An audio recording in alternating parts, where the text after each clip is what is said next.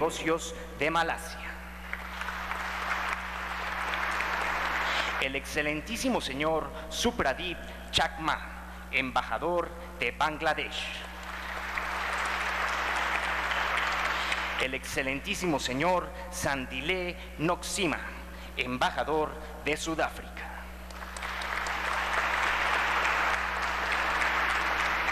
También nos acompaña el señor Manuel Ricardo Pérez González, embajador de Panamá. El senador Rabindranath Salazar, presidente de la Comisión de Relaciones Exteriores, Europa. La senadora Luz María Berinstein Navarrete. El senador Armando Neira.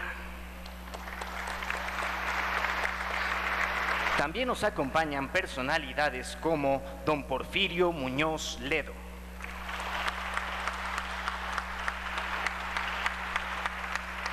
Para comenzar este seminario, escucharemos las palabras del senador Roberto Gil Schwartz, presidente de la Comisión de Justicia.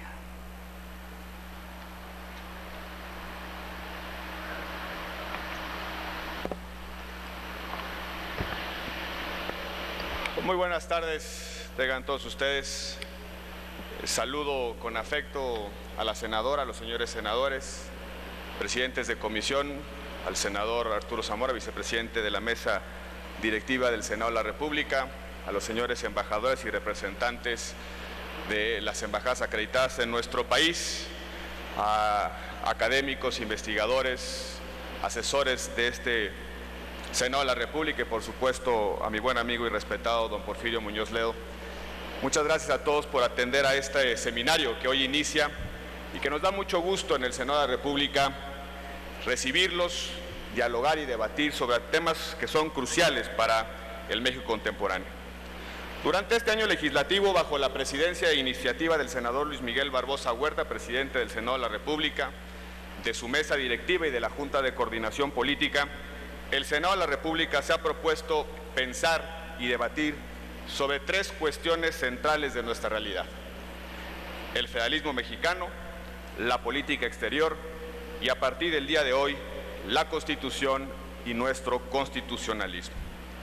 La intención de este grupo de seminarios fue comprender nuestros modelos de descentralización y de cooperación entre órdenes de gobierno frente a problemas comunes y desarrollos institucionales dispares, tal y como se nos ha revelado recientemente en materia de seguridad, pero también en educación y responsabilidad hacendaria. Revisar también el papel de México en un mundo global, altamente competitivo, que poco a poco reclama una gobernanza diferente, sobre todo frente a desafíos tales como la sociedad de la información, el capitalismo financiero, los procesos de apertura comercial, el cambio climático y el crimen organizado transnacional. En este seminario, ahora nos proponemos debatir sobre la evolución de nuestra Constitución, de sus contenidos y textos, pero también de nuestro común entendimiento de su función normativa y política. Pretendemos, pues, discutir el ser y el deber ser de nuestra Constitución. Y esta discusión no solo es necesaria en razón de que se aproxima el centenario de la promulgación de nuestra Constitución, sino también por el hecho de que asistimos a la mayor transformación del sistema jurídico mexicano desde la promulgación de la Constitución de 1917. En los últimos 9 años se aprobaron 1/3 del total de decretos constitucionales desde que la Constitución cobró vigencia. El régimen transitorio, por citar solo un ejemplo de esos decretos constitucionales, duplica el tamaño de la Constitución aprobada en 1917. Y los cambios no han sido menores. Reformas electorales y sobre relaciones entre poderes, en materia de seguridad y justicia penal, derechos humanos, amparo, educación, competencia, telecomunicaciones, energéticos, deuda estatal, transparencia, entre otras. Estamos inevitablemente frente al cambio de nuestro constitucionalismo, no exento de tensiones, incertidumbres y contradicciones. La Constitución mexicana se ha abierto plenamente al patrimonio ético de la humanidad que constituyen los derechos humanos. El principio pro persona redimensiona los modos de aproximación a los problemas normativos e incorpora un deber de argumentación jurídica a partir de principios subordinados al estándar de la razón pública. La función de creación del derecho se ha diversificado y pluralizado, con cada vez un mayor protagonismo de los jueces y el progresivo desplazamiento de la ley como la fuente principal que concreta los ámbitos de vigencia de los derechos humanos. El constitucionalismo decimonónico de estructura tripartita de poderes se ha sustituido en nuestro país gradualmente por el constitucionalismo de las autonomías funcionales, un cambio de paradigma que altera sin duda los controles democráticos sobre el ejercicio de ciertas funciones estatales, pues trasvasa a órganos técnicos las funciones que antes estaban en manos de los poderes con legitimación democrática directa. Surge en el seno de este nuevo constitucionalismo una suerte de orden jurídico nacional, distinto a los ámbitos federal, estatal y municipal, caracterizado por la existencia de órganos con competencias transversales y normas que acotan la libertad configurativa del legislador local como solución a la rigidez funcional del federalismo mexicano y de la ausencia de dispositivos para inducir a la generación de capacidades institucionales propias en el seno de los ámbitos subnacionales. Y también esa nueva tendencia a la petrificación de contenidos por la vía del régimen transitorio de las reformas constitucionales, tendencia que, por cierto, refleja dinámicas de desconfianza hacia las mayorías democráticas, es decir, a las decisiones que pueden adoptar los legisladores ordinarios. Esta transformación, consciente o inconsciente, es ya un hecho político y jurídico. En poco más de 20 años pasamos de un entendimiento esencialmente político de la Constitución como el texto que sintetizaba el proyecto nacional y consagraba los objetivos vitales de una sociedad, a un entendimiento afortunadamente normativo, desde el cual la Constitución crea, distribuye, limita y disciplina el poder. La Constitución como norma que fija lo que se puede decidir, lo que no se puede decidir o lo que no se puede dejar de decidir por mayoría, como diría Luigi Ferrajoli. La fuerza normativa de la Constitución fue resultado de dos factores. Por un lado, la reforma de 1994 que transformó a la Suprema Corte de Justicia de la Nación en un auténtico tribunal constitucional y por otro, un hecho político, el pluralismo resultante de las graduales reformas electorales que definieron la transición democrática mexicana. La creación del Tribunal Constitucional produjo que los conflictos políticos se trataran como conflictos sobre la interpretación y los alcances de la Constitución, sujetos a un arbitraje imparcial que suplió el predominio político del presidente de la República. El pluralismo, por su parte, hizo de la Constitución el escenario natural de la política y activó un conjunto de dispositivos que bajo el régimen del partido hegemónico eran letra muerta. Los derechos fundamentales y libertades públicas como pretensiones eficaces frente al poder, los pesos y contrapesos, los controles interorgánicos, etc. Desde la 57ª legislatura, electa en 1997, cobraron nueva dimensión política y jurídica ciertos dispositivos constitucionales, como por ejemplo la glosa del informe, los poderes presupuestales del Congreso, la revisión de la cuenta pública y hasta el juicio político, por citar solo algunos ejemplos. Así, la Constitución se volvió la norma del pluralismo democrático y es simultáneamente el marco institucional en que ese pluralismo se desenvuelve. Nuestro constitucionalismo es ya un constitucionalismo normativo y ello impone nuevos y más complejos desafíos.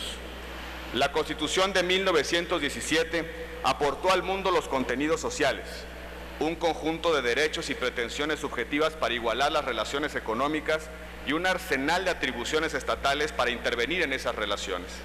Se creó así el constitucionalismo social, el consenso de que la función de la Constitución no se limita a reconocer los derechos de participación política y los derechos de libertad, sino que debe promover las condiciones materiales para la igualdad de oportunidades. Creamos, a través de nuestra Constitución, nuestra propia visión del estado de bienestar. Pero la fuerza normativa de la Constitución, la idea de que es una norma vigente y eficaz, que se adquirió con la transición democrática, no ha logrado hacer efectivos los derechos de igualdad que hemos reconocido en los textos constitucionales. La desigualdad es el problema central de nuestra convivencia. No solo la desigualdad económica, la injusta distribución de la riqueza y del ingreso, sino la desigualdad en el acceso de los bienes y a los servicios más básicos.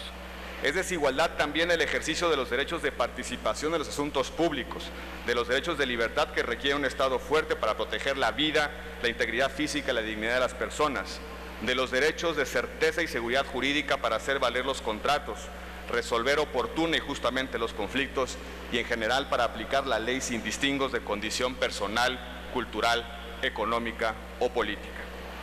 Es la desigualdad que provoca la ausencia del Estado en las relaciones sociales.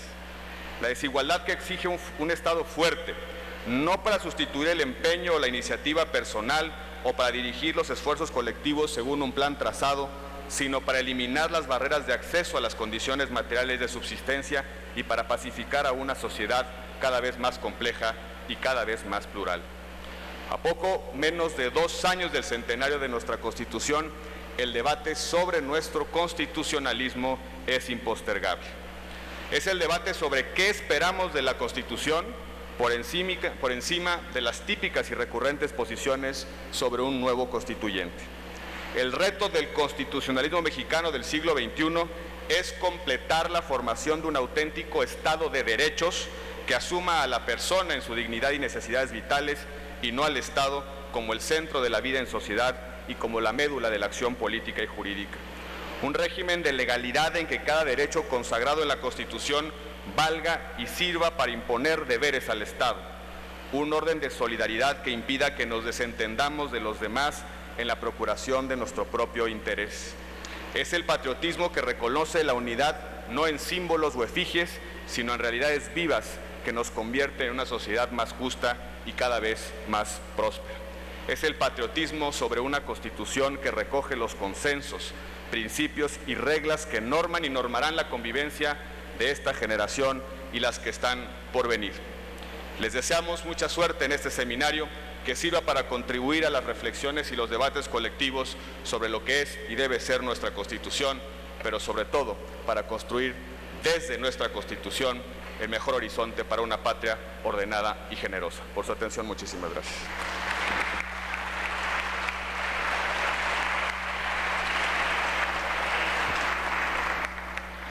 Escuchemos ahora las palabras del senador Enrique Burgos García, presidente de la Comisión de Puntos Constitucionales.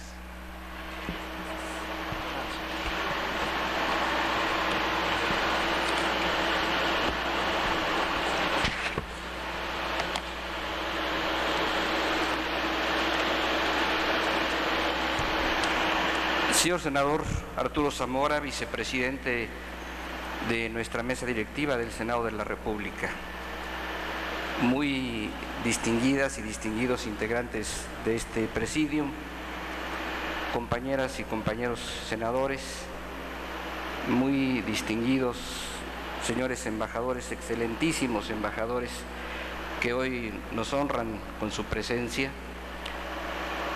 señores académicos, investigadores, amigo respetado y reconocido licenciado Muñoz Ledo, Porfirio Muñoz Ledo, maestro Parodi, investigador de la Universidad de Pavía, Italia, que hoy nos distingue con su presencia. Bienvenido. Muchas gracias.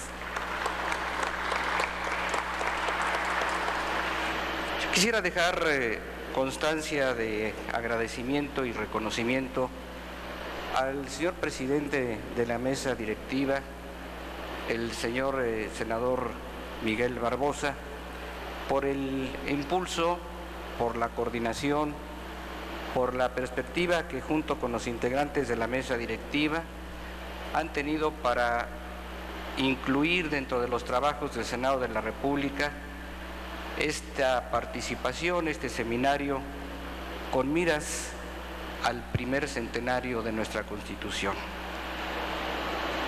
Ya avanzado el tercer milenio y cercanos al centenario de la promulgación de nuestra Constitución, es fácil advertir cómo las sociedades contemporáneas han dado testimonio de las más formidables transformaciones. En más de 9 décadas, México y el mundo de hoy viven escenarios muy distintos.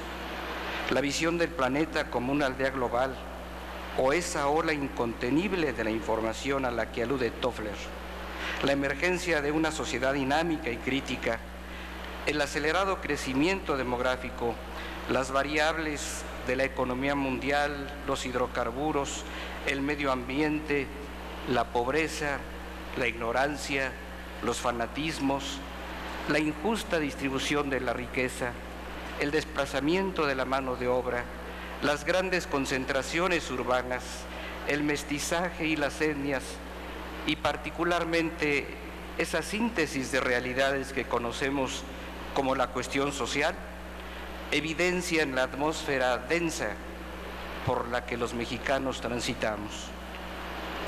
Estos y otros factores colocan en un primer plano el debate sobre la vigencia no solo formal, sino real de la Constitución Política de los Estados Unidos Mexicanos.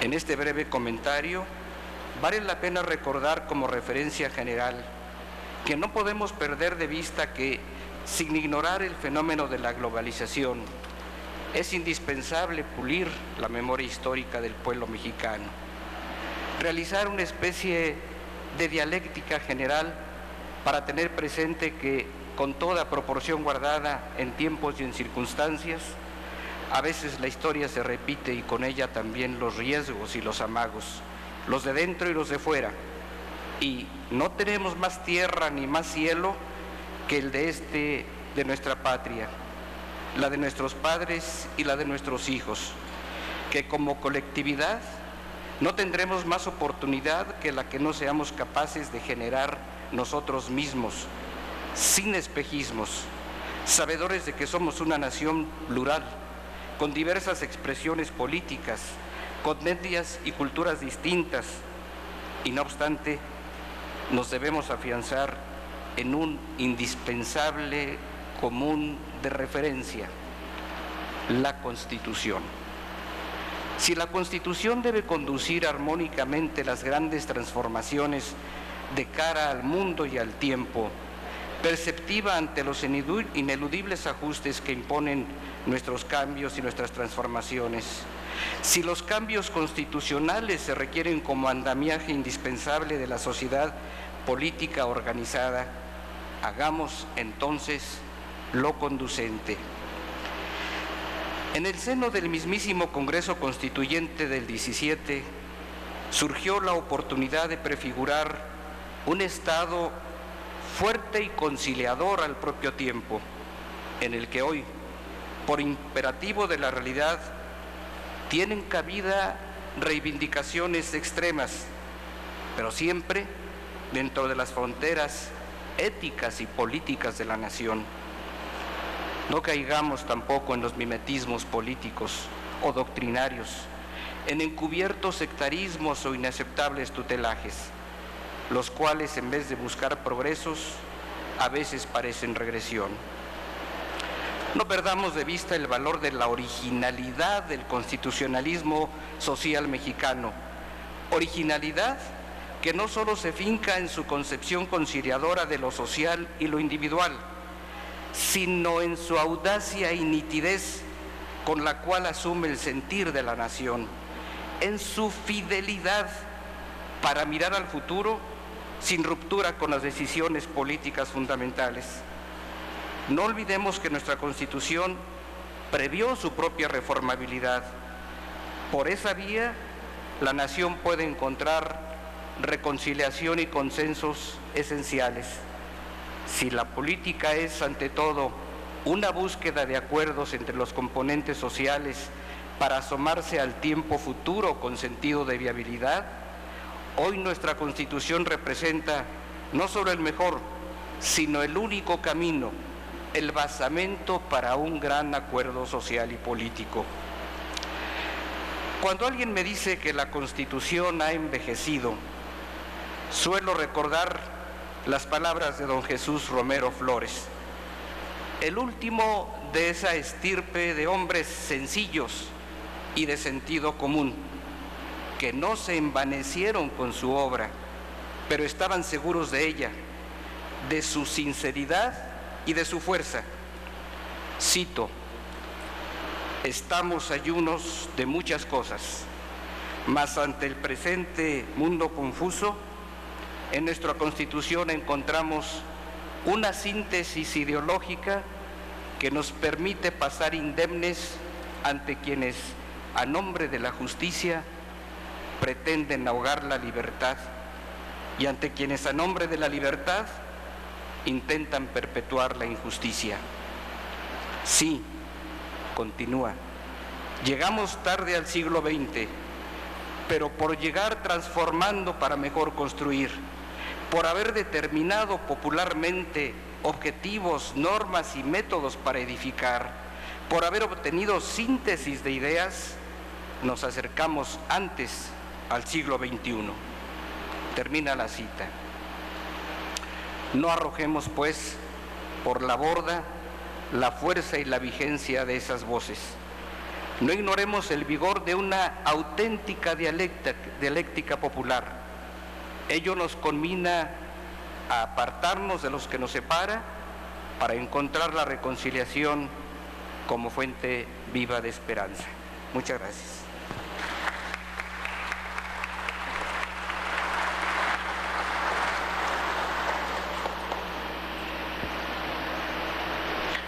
Para dar por inaugurado este seminario, cedemos la palabra al senador Arturo Zamora Jiménez, vicepresidente de la mesa directiva del Senado de la República.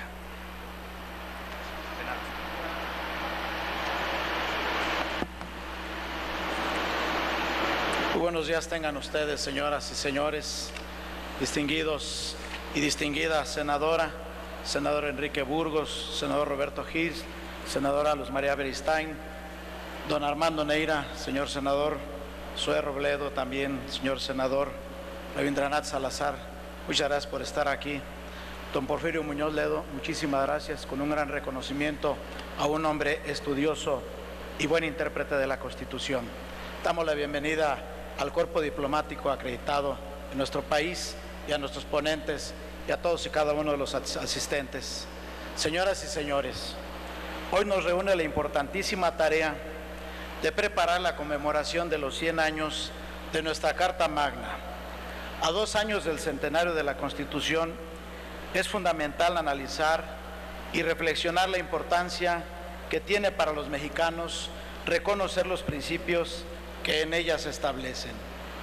Desde el Senado de la República nos congratulamos de conmemorar 100 años de una Constitución que fue pionera y vanguardista en los albores del siglo XX, pues en ella se consagraron por primera vez los derechos sociales. Nuestra Carta Magna es el reflejo del pacto social que se derivó de la lucha de mujeres y hombres mexicanos que dieron su vida en la revolución para lograr una nueva realidad para nuestra nación.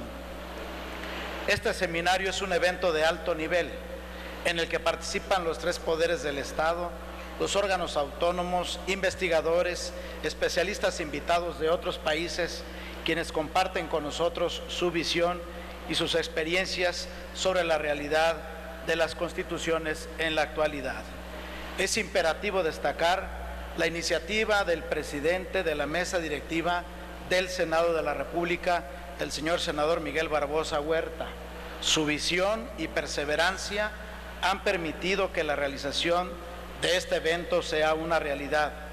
También es fundamental enfatizar el apoyo de los diversos grupos parlamentarios representados en el Senado, pues su decisión y voluntad de construir consensos hoy se materializa. Agradecemos por tanto su apoyo en este evento a los coordinadores Emilio Gamboa Patrón del Partido Revolucionario Institucional, a Fernando Herrera del Partido Acción Nacional, a Miguel Barbosa del Partido de la Revolución Democrática, a Carlos Puente del Partido Verde Ecologista de México y a Manuel Bartlett del Partido del Trabajo.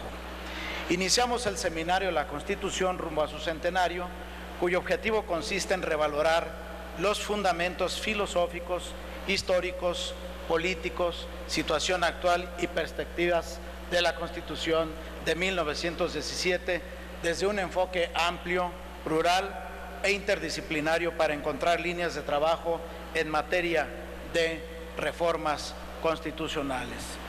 Para el seminario que inauguramos el día de hoy expreso mi reconocimiento también al senador Enrique Burgos, presidente de la Comisión de Puntos Constitucionales, y al señor senador Roberto Gil, presidente de la Comisión de Justicia, y a los integrantes de estas comisiones por su trabajo en la organización y coordinación del evento. En el inicio del seminario presentaremos una edición conmemorativa del Decreto Constitucional para la Libertad de la América Mexicana, sancionado en Apatzingán el 22 de octubre de 1814, en un trabajo elaborado por la Comisión de Bibliotecas y Asuntos Editoriales del Senado de la República, que preside también nuestro distinguido amigo y senador José Zoé Robledo Aburto. En estos 3 días se revisarán, por medio de la participación de destacados historiadores, politólogos, constitucionalistas, directivos de institutos y carreras de derecho de las principales instituciones de educación superior de nuestro país, los fundamentos filosóficos e históricos de la Constitución del 17, y reflexionaremos, por tanto, sobre el presente y futuro de nuestra Carta Magna.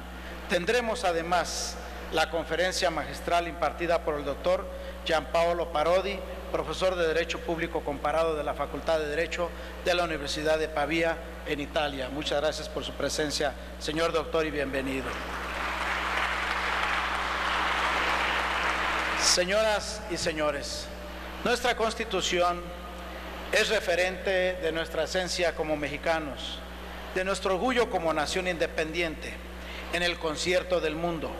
Como toda norma fundamental, es susceptible de adaptarse al momento histórico en que se vive. En ello debe cuidarse siempre su esencia, sus principios, pues en su texto destacan los más elevados anhelos de los mexicanos y es la impronta de muchos quienes dieron su vida por nuestro México independiente, libre, democrático y sin duda de instituciones. Hablar de la Constitución cuando recientemente hemos incorporado organismos constitucionales, cuando recientemente hemos hecho una gran reforma al artículo 1 constitucional, cuando recientemente también hemos incorporado la tan anhelada democracia participativa, es muy importante y tenemos que pensar que precisamente nuestra Constitución debe seguir formando parte de ese catálogo fundamental, filosófico, de principios y valores del pueblo mexicano. En 2 años más, el centenario de la promulgación de la Constitución será el momento ideal de sumar esfuerzos para impulsar el fortalecimiento de nuestra Constitución, con el propósito de que ésta recupere su carácter de pacto social fundante y se convierta nuevamente en la ruta de navegación del país que deseamos seguir construyendo para la presente y las futuras generaciones. México se encuentra en una coyuntura histórica. Después de la aprobación de las reformas estructurales importantes que se están poniendo en marcha y que tienen como interés primordial el fortalecer la competitividad del país, ampliar los beneficios sociales, económicos y educativos de la población, es importante destacar que en este sentido los pactos son de gran utilidad y que los pactos sirven para generar identidad y son actos simbólicos que permiten la cohesión social y que contienen un profundo sentido legitimador. Por eso, estimadas amigos y amigas, siendo las 12:45 de este día 13 de abril del año 2015, declaro formalmente inaugurado el seminario La Constitución, análisis rumbo a su centenario. Muchas gracias y enhorabuena.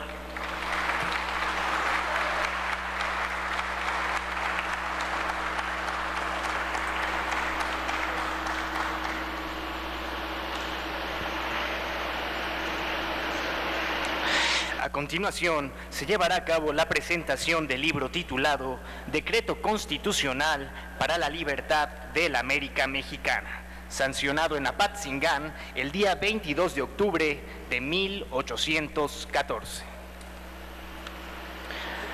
Para comenzar con esta presentación, tiene la palabra el senador Roberto Gil Suárez, presidente de la Comisión de Justicia.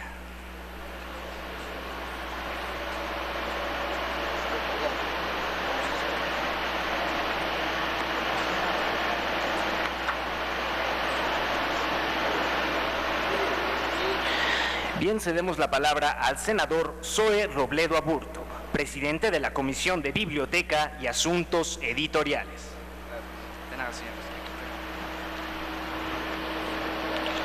Muchas gracias y muy buenos días a todas y a todos, compañeros senadores, senadora Beristain, a los señores embajadores que nos acompañan el día de hoy, maestro Porfirio Muñoz Ledo, un gusto siempre saludarlo y estar con usted. Amigas y amigos,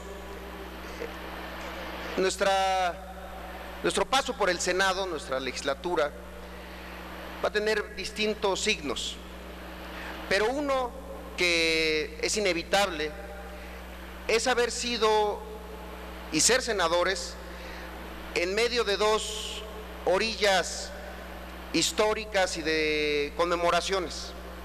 La primera, la que ocurrió justamente el año pasado, que se celebraron 200 años del decreto constitucional para la libertad de la América Mexicana, mejor conocido como la Constitución de Apatzingán. Y por el otro, justamente lo que estamos hoy inaugurando este seminario, rumbo al centenario de la Constitución de 1917. Yo estoy convencido que no se puede explicar la Constitución del 17 sin tres momentos y tres textos históricos de nuestra nación. Por supuesto, el Congreso de Chilpancingo, al que los mexicanos le debemos mucho. Este Congreso, también conocido como de Anáhuac, que fue instalado en septiembre de 1813 y que está relacionado a su vez con tres documentos fundacionales de nuestro país. Primero, por supuesto, los sentimientos de la nación de José María Morelos y Pavón, que es sin duda el ideario por excelencia del movimiento insurgente. Segundo, el acta solemne de la Declaración de Independencia, donde se proclamó disuelta para siempre la independencia con el reino español. Y tercero, el que nos ocupa en esta primer parte de este seminario, el decreto constitucional para la libertad de la América Mexicana o la Constitución de Apatzingán de 1814. Sobre el que queremos hablar y justamente sobre esta edición facsimilar que llevamos a cabo desde la Comisión de Bibliotecas y Asuntos Editoriales en un programa editorial que tiene que ver justamente con todas estas conmemoraciones de textos constitucionales, que empezó con el texto de López Rayón de 1812, Sinacantepec, también en una edición facsimilar, y que continúa con este decreto constitucional para la libertad de la América Mexicana. Aquí habría que hacer dos aclaraciones, más que curiosidades históricas, que sirven mucho para entender el contexto de este documento y del momento de su origen.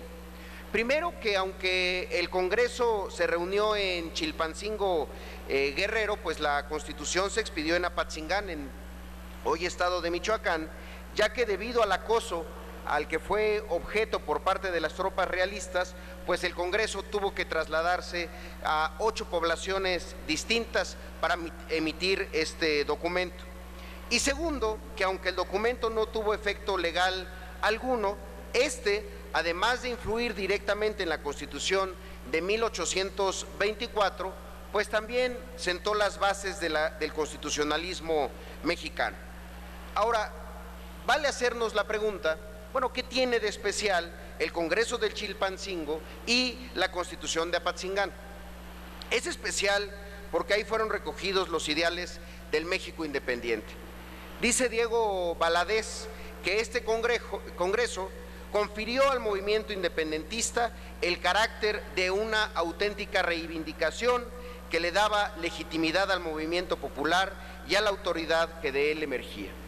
Sin duda, las batallas, las arengas y los reclamos que se condensaron en sus 242 artículos, que como señala Emilio Rabasa, establecieron la soberanía popular, establecieron los derechos fundamentales del hombre y también la forma de gobierno.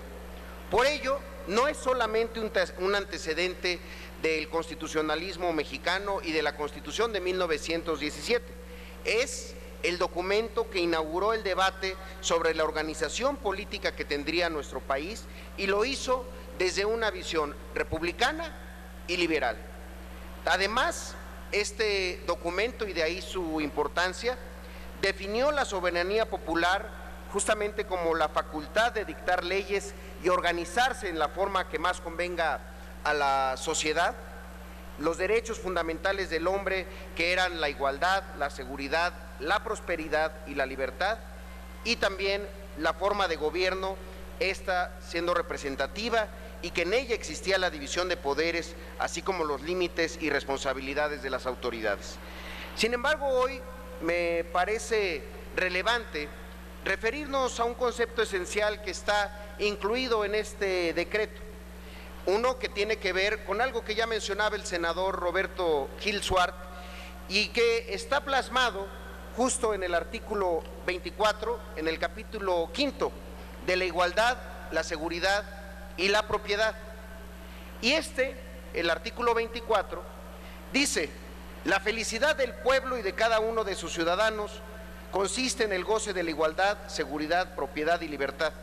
La íntegra conservación de estos derechos es el objeto de la institución de los gobiernos y el único fin de las asociaciones políticas. Por eso hoy que estamos en este seminario y presentando esta edición facsimilar de la Constitución de Apatzingán, hoy quiero hablarles sobre este tema, sobre el asunto de la felicidad, porque justo el 23 de octubre de 1814, los constituyentes independentistas del Congreso del Chilpancingo consideraban que era propicio que en las leyes que debían de promulgarse incorporaran conceptos de igualdad, pero además consideraran la expresión de la voluntad general a partir del objetivo de lograr la felicidad común. La felicidad común, que parece un precepto subjetivo que poco o nada tendría que hacer en un texto fundacional de un Estado, es sin duda un concepto esencial del movimiento constitucionalista de los siglos XVIII y XIX.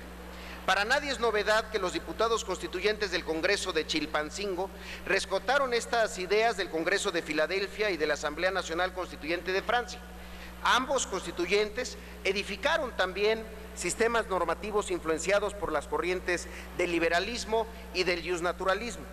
Se negaba la posibilidad de una monarquía porque se consideraba que existían derechos que son inalienables e imprescriptibles para todo ser humano, como lo son la libertad, la igualdad, la propiedad y la seguridad. Asimismo, los constituyentes de los movimientos de los siglos XVIII y XIX consideraron que el objetivo central de todo grupo humano es lograr la felicidad, tanto a nivel individual como colectivo. Sin duda, la influencia de estos constituyentes la podemos encontrar en dos pensadores, en Jeremy Bentham y en John Stuart Mill. Para estos autores, padres del utilitarismo, el Estado debe de procurar, a través de su legislación, la felicidad general, que se puede entender como la suma de los intereses de los diversos miembros de la comunidad, o en otras palabras, la mayor satisfacción del mayor número de personas. Incluso siglos antes, Aristóteles planteaba en la República que el Estado ideal es aquel que estructura y se estructura para lograr la felicidad de los individuos. Y es que, a final de cuentas, una buena ley debe de generar la felicidad popular, debe de procurar la armonía, debe de ser sencilla, apta para llegar a toda la comunidad, para que quienes son sujetos de esta ley comprendan, la comenten y la compartan. No debe de tratarse de una ley de vitrina, una ley efímera o indolente ante los asuntos de la gente a la cual debe de servir. Por este motivo, el propio decreto constitucional, ya lo comentaba, lo establece en su artículo 24. Hoy, a poco más de 200 años que los insurgentes emitieran el proyecto de norma que esperaban funcionara como la constitución de un país independiente, vale la pena reflexionar sobre qué cuentas podemos rendirle a esos mexicanos de hace 200 años. Preguntarnos si la nación, en su concepto más amplio, es feliz, si el pueblo de México es verdaderamente libre, si los ciudadanos mexicanos son tratados con igualdad, si la propiedad y la seguridad de cada mexicano están salvaguardadas y garantizadas? ¿Qué podríamos decirle hoy al generalísimo José María Morelos y Pavón sobre el cumplimiento de sus dictados para proporcionar la felicidad popular? Si se ha logrado moderar la opulencia de los pocos y la indigencia de la mayoría, si se han alejado la ignorancia, la rapiña y el hurto, si se ha obligado a la constancia y al patriotismo. Sin duda, de eso tendrá que ver las respuestas que buscamos en este seminario, y sin duda en muchas las respuestas no son del todo halagadoras.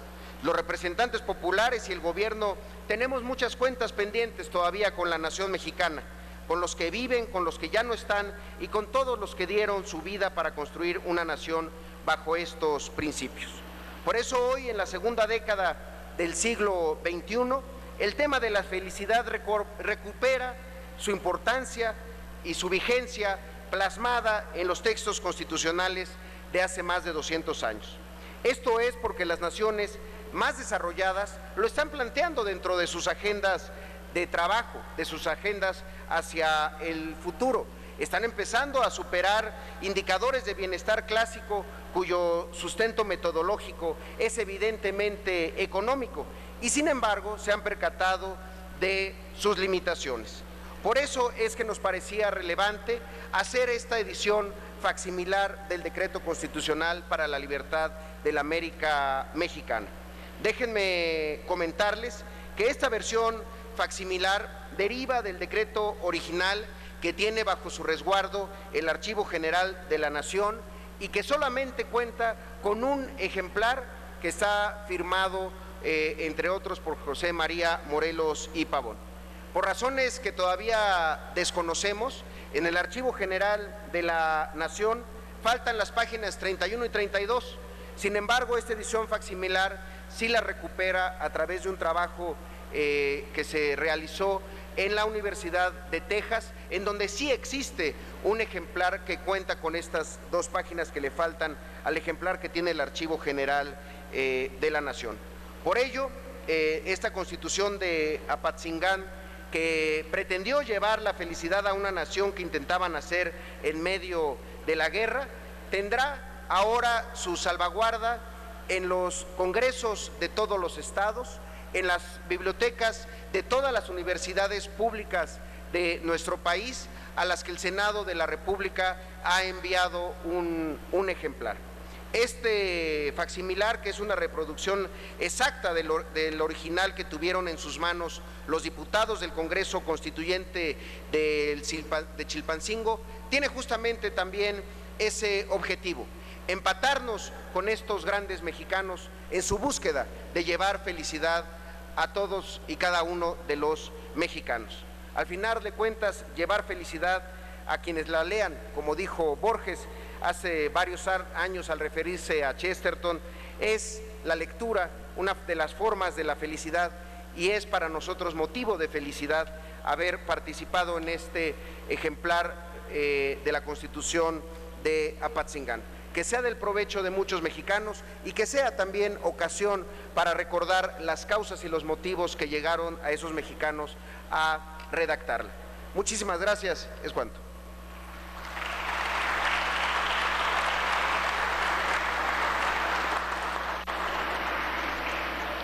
Agradecemos la presentación del senador Zoe Robledo Aburto, presidente de la Comisión de Biblioteca y Asuntos Editoriales. A continuación, escucharemos el comentario del senador Roberto Gil Suárez, presidente de la Comisión de Justicia.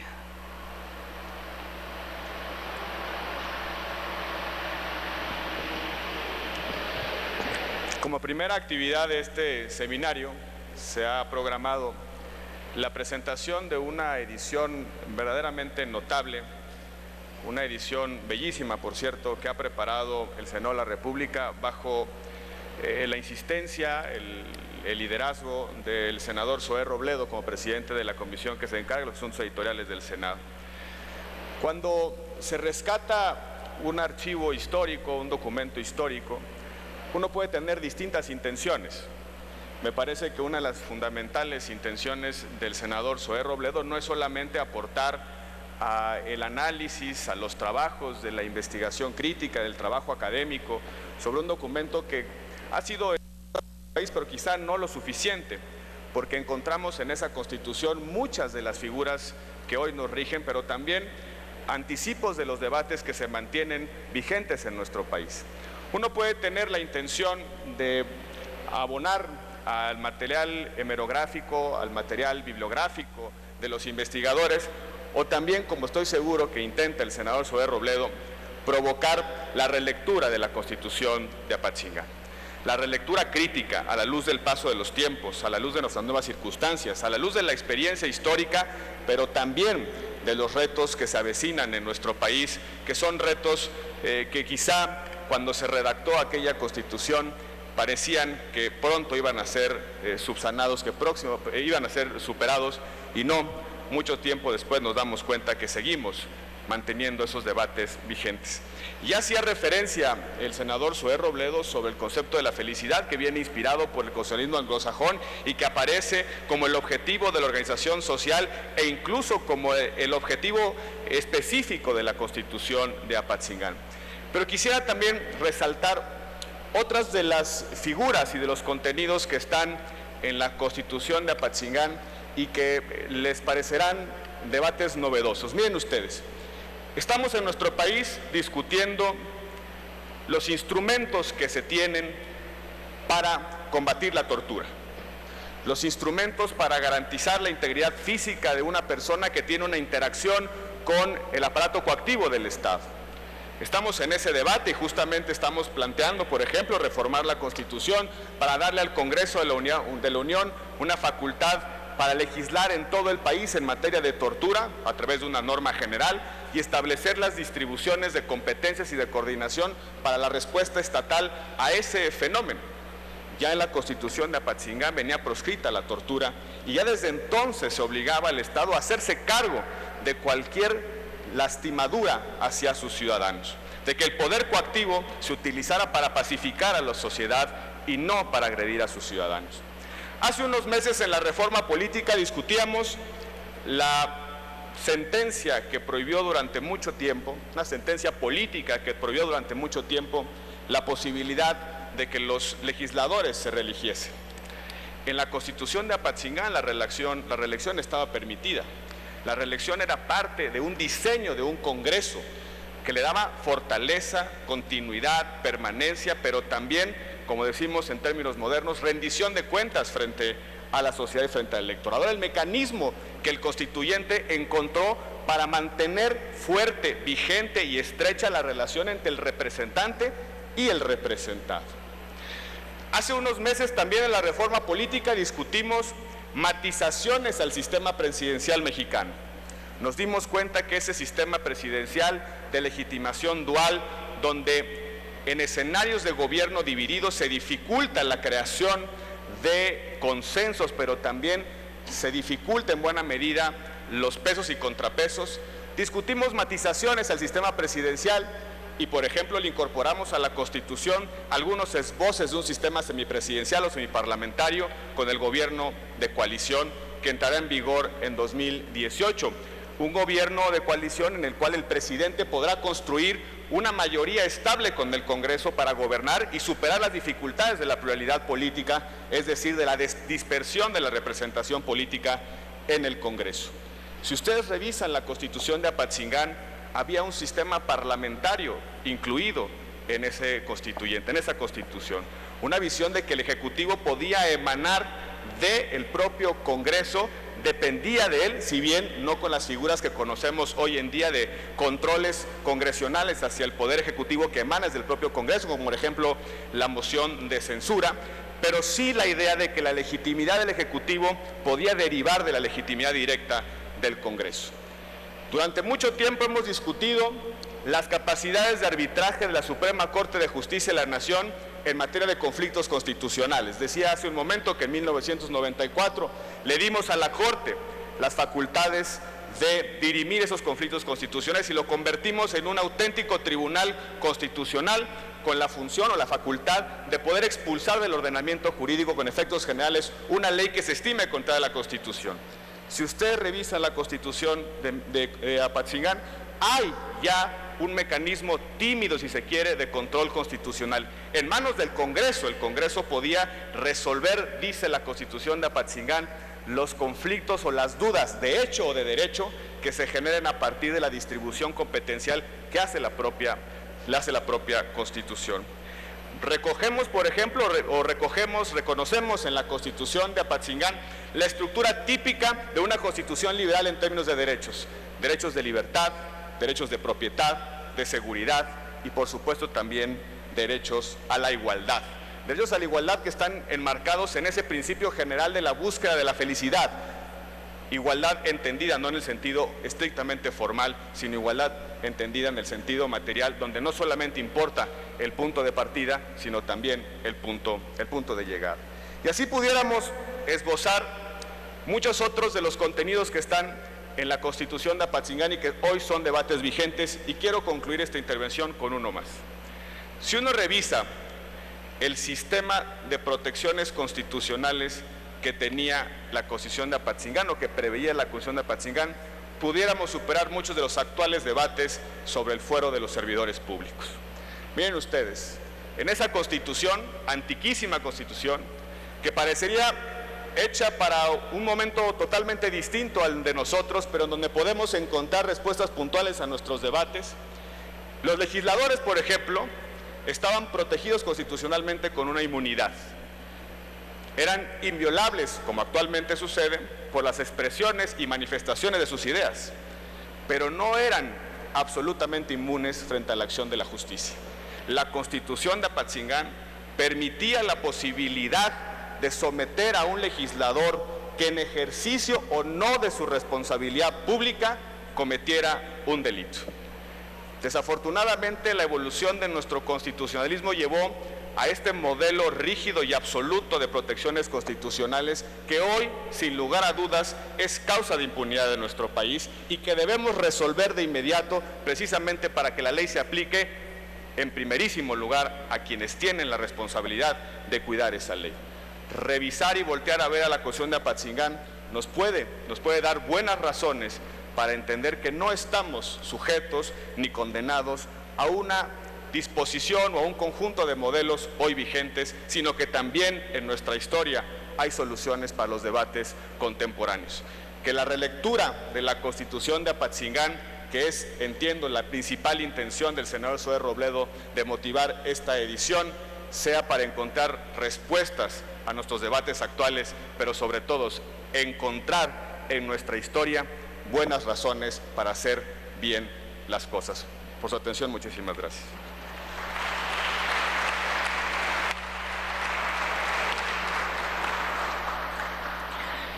Es momento de ceder la palabra al senador Enrique Burgos García, presidente de la Comisión de Puntos Constitucionales.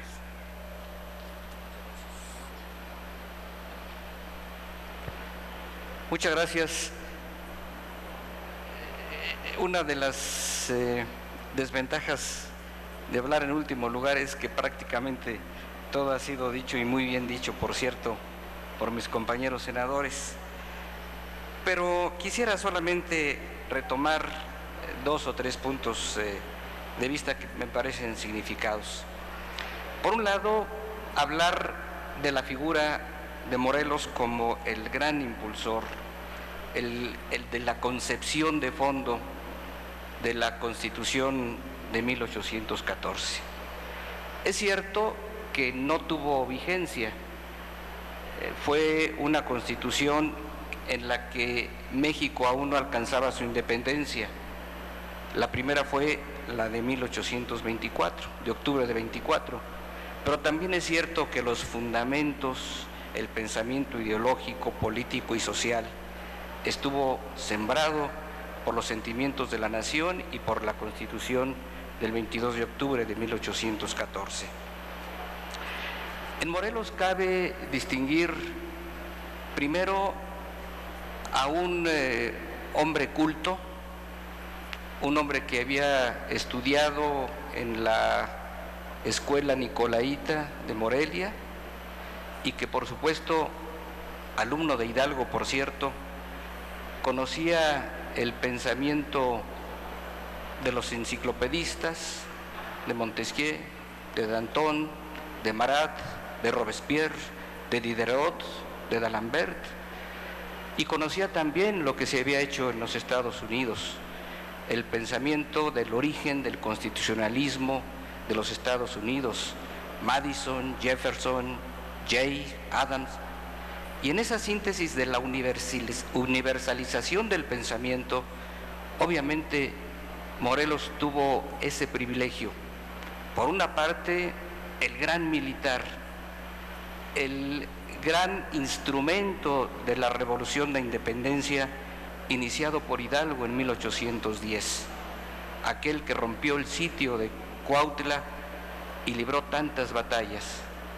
Pero luego asomó el giro del político, del legislador y del civilizador, la otra gran faceta de Morelos, que se impregna justamente en los sentimientos de la nación y en la Constitución de 1814. Pero sería injusto no mencionar otros nombres importantes en la confección, en el diseño, en la propuesta de esta primera Constitución. Son imborrables los nombres de Rayón, de Lisiaga, de Verduzco, de Bustamante, de Cos, de Quintana Roo, como parte de los aportadores, de los pensadores y de los que fueron capaces de delinear este pensamiento. Valdría la pena subrayar brevemente que fue justamente la Constitución de 1814 la que define, por una parte, la fuente original de la soberanía. La soberanía descansa en el pueblo, en la expresión de la voluntad popular. Ahí está el punto de partida. Y también delinea el concepto de soberanía. Ya desde entonces, aunque siglos antes había sido tomado y bordado en distintas expresiones, él pone el tono también. La soberanía como facultad de autodeterminación. Supremo en lo interno, igual en lo externo, pero además con atributos: inalienable, indivisible e imprescriptible, fuente de poder y soberanía como conceptos fundamentales. Probablemente esa fue la piedra de toque para el constitucionalismo mexicano en sus distintas evoluciones, en sus avances y en sus regresiones. En el 24 con un modelo federal delineado y en la regresión de 36 de 37, y en la afirmación de esto último en el 1843, y luego la rectificación en 1847 con el Acta de Reformas, y luego majestuosa la Constitución de 1857, demoliberal, pero con referencia a 1814, y todo ello para desembocar en lo que hoy estamos iniciando como ejercicio para conmemorar el centenario, el surgimiento de una manera formidable y majestuosa de la Constitución de 1917. Quiero dar lectura muy brevemente a lo que decía el escritor Baltasar Dromundo. Decía él: en modo alguno trasladaba Morelos aquella ideología a su peculiar modo de pensar. Sin desapego de su tiempo daba la sensación de atisbar el porvenir. Sin desapego de la tierra que pisaba y de su drama, alzaba la extraordinaria hondura de su pensamiento hacia los siglos posteriores. No era solamente el iniciador, el progenitor, sino el visionario. Cualesquiera que fuesen en el futuro los cambios y modalidades filosóficas en la transformación social y en las modificaciones constitucionales que sufriera la nación mexicana, la mayoría de los conceptos permanecerían intactos, con validez permanente, con esa condición inalterable de apotegma que es válido para todos los tiempos y que inspira en la verdad, el bien y en la razón. Y esos conceptos permanecen intactos. Vieron la luz en la Constitución de 1814 como el crisol de todo ese pensamiento, esencialmente el de Morelos, el de los sentimientos de la nación, reflejo de un visionario en favor de la soberanía popular, del republicanismo, de las libertades civiles y del equilibrio de los poderes. La ruta por los ideales de Morelos estuvo llena de avatares por la guerra, que obligaron al Congreso a peregrinar de pueblo en pueblo, de lugar en lugar, que nunca mermaron la férrea voluntad del insurgente Morelos, quien finalmente vio cómo la Constitución fue sancionada en Apatzingán, aquel ya remoto 22 de octubre de 1814. Un reconocimiento y una sincera felicitación al trabajo del señor senador Zoé Robledo por la coordinación de este rescate de una edición facsimilar que, como él lo apuntaba, tuvo que recurrir no solamente al Archivo Histórico de la Nación, sino en Austin, Texas, o incluso hurgar en el Archivo de Indias en Sevilla. Creo que no es lo mismo leer la Constitución de 14 que ir a la fuente objetiva, documental, como felizmente lo ha hecho. Muchísimas gracias, felicidades.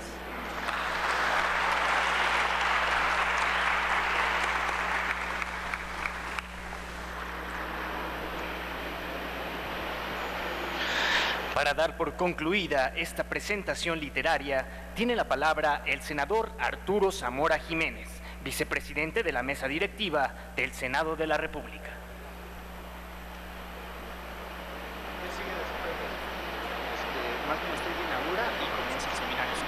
Con el ánimo de hacer más leve la vida y no hablar tanto de la Constitución y también no reiterar todo esto, yo quiero decirles que, como lo dije hace unos momentos, está formalmente inaugurados los trabajos que hoy nos convocan. Enhorabuena y que sea para bien de México. Muchas gracias.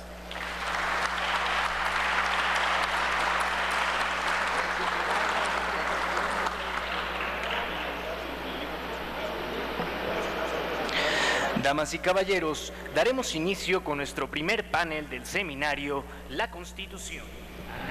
Hemos presentado lo que es la primera parte de este seminario, la Constitución, análisis rumbo a su centenario, la cual se estará llevando a cabo, se estará desarrollando en esta sede.